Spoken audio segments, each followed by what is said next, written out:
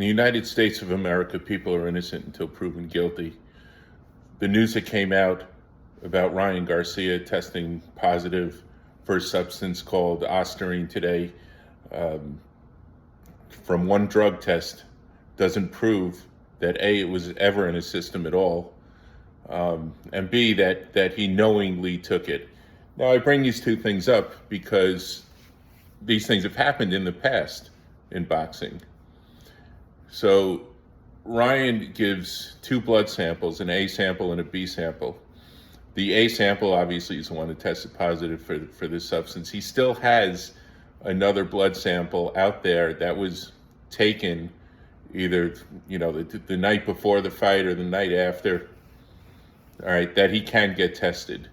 Now, what he should do, obviously, VADA wants to do the drug testing. He should have it done by an independent agency, the same way that Alicia Baumgartner did when she supposedly tested positive or allegedly tested positive for steroids. So the thing is, number one, ostarine, there's a couple of things about it. Number one is it's not a drug because you can't go and get it prescribed by a physician, but it's a substance that has been experimented on because it promotes muscle growth, and it might have some beneficial uses for people that are suffering muscle loss, the elderly, cancer patients, things like that have lost muscle. It doesn't, according to the research, provide any kind of strength gains. So it'll make your muscles bigger, but that's about it. It doesn't seem like something that, even though other combat athletes have tested positive for it in the past, it doesn't seem like a good performance enhancing drug, especially for such a high stakes fight as this one. So if Ryan Garcia or if Devin Haney or would want to take any kind of performance enhancing drugs before a fight like this, it seems like this one is not the one to do. It just doesn't make a lot of sense. I don't believe that Ryan Garcia willingly took this substance. It just doesn't make any sense at all. What may have happened, and again, this has happened in the past, is if someone is taking supplements and the supplements come from a lab and the lab produces all these other supplements, there is cross-contamination. There's examples of it to the extent that vitamin D pills were once, there was an incident of this, I think about 10 years ago, where they found real steroid drugs in vitamin D pills that were taken by regular people across the spectrum. So we're talking middle-aged people, elderly people that were developing physical characteristics of, the side effects of steroids. Well, where is this coming from? Doctors were baffled and all that. You can Google it. I remember the case very well. And they found out, they traced it all back to these people were all taking one brand of vitamin D capsules or whatever. And you think that stuff is harmless, and it should be. But you never know. You never know with supplements really what's in them because they're not regulated by the FDA. They're not regulated by anyone. So anyone who takes supplements, if you take it from a company that does some kind of third-party testing, then you can be kind of a little bit more reasonably assured that there's no cross-contamination going on and that these things that are listed on the ingredients of whatever it is you're taking is really what you're taking. But you can never be 100% sure. And that goes for vitamins, protein powder, anything. So it is possible that there could have been some contamination with the substance ostarine in the ashwagandha that he was taking from that Gaia Labs. Gaia Labs produces a lot of different supplements. You can go on their website, and on top of that, it seems that they're part of this larger conglomerate called NC Biotech in North Carolina. And they seem to have hundreds of companies. So there's potentially hundreds of different companies producing all kinds of supplements, potentially in the same lab. So you don't know what happened there. That's number one. The other thing that I want to address is the ashwagandha is not a banned substance. It occurs naturally in plants, so it's never going to be a banned substance. However, the research on ashwagandha has shown that it actually boosts testosterone. Now, the number that I've come across in the research is 17%.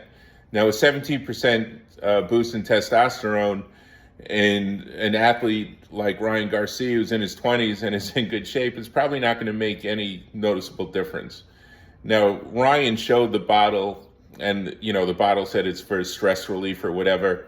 And I'm sure it has those effects, but the research on it also shows that it boosts testosterone. However, that's not a banned substance, okay?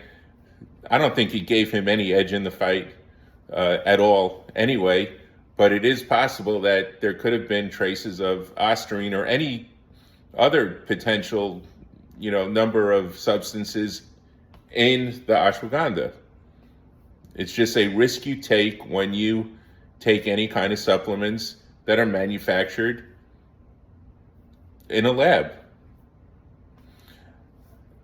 The other conspiracy theories that are going around, and some of them unfortunately are being perpetuated by Ryan, such as the fact that Devin Haney is working with Victor Conte. All right, so Victor Conte has a long history with steroids. He's works with a lot of boxers now.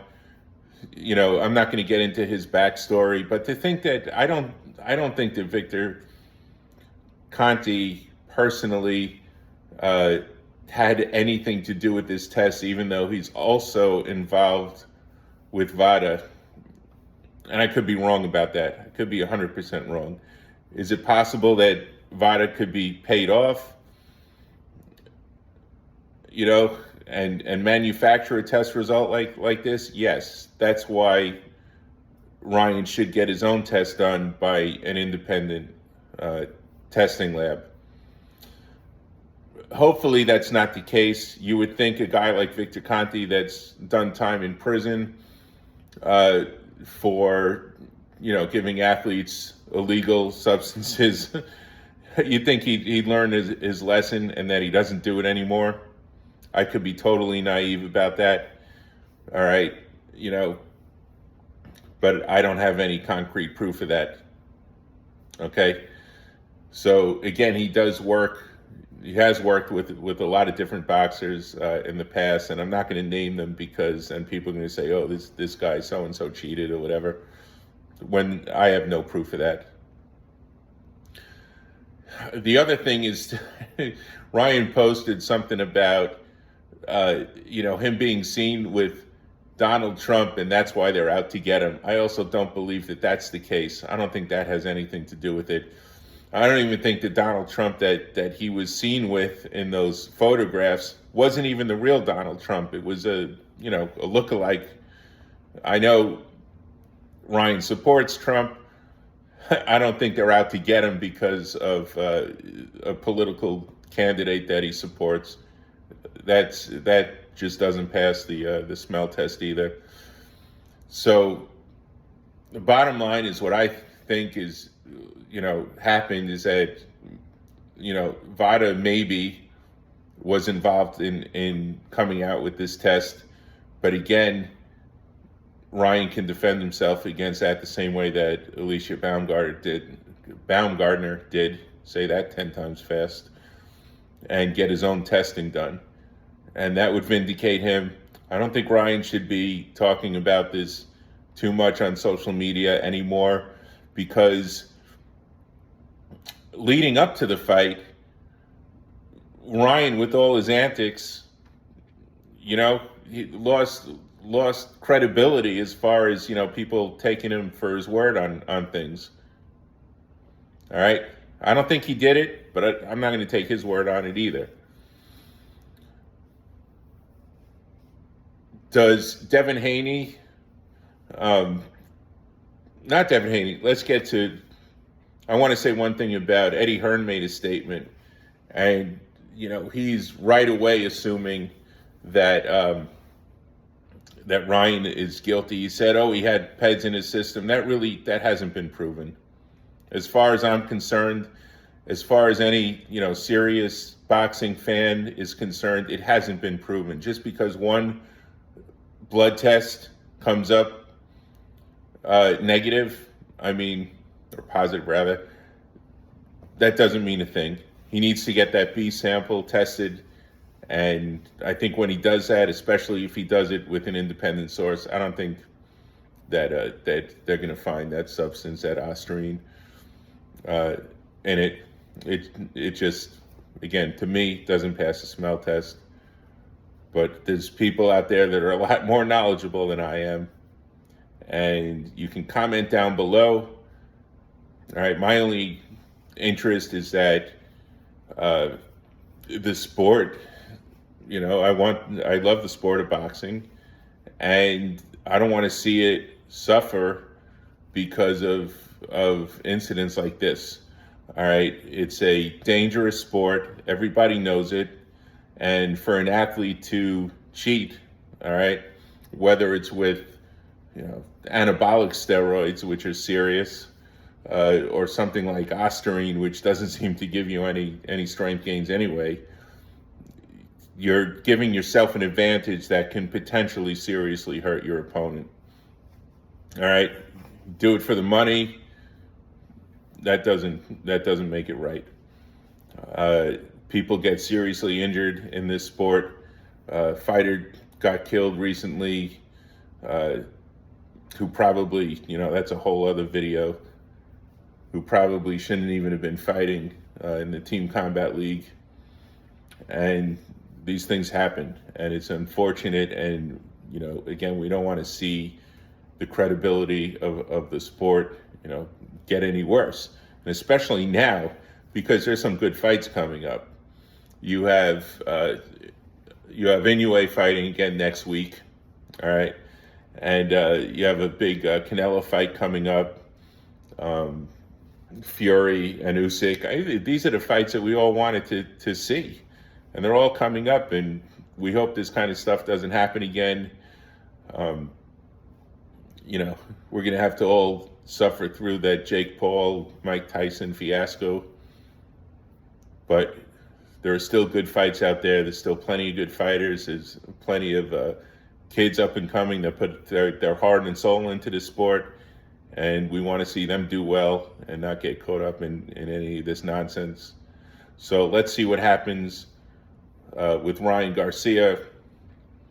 And I hope that there's, they don't overturn that decision. I still think he fought a great fight, and Devin Haney fought a great fight. That was a great fight. All right, Devin Haney getting off the canvas 3 times when a lot of other guys would have been just, devastated by those shots.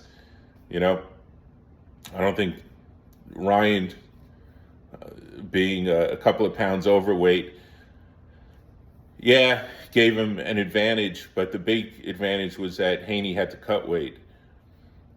And, I'd like to see the two of them fight again, maybe at a higher weight class or catch weight or whatever. I don't think Haney wants to go up to 147. And I don't know what Ryan wants to do, And even if he says he wants to do something, that's probably not going to be what he's going to want to do. Or he'll change his mind, or, we'll believe it when we see it, kind of thing. But anyway, let's just wait and see what happens. Thanks for tuning in.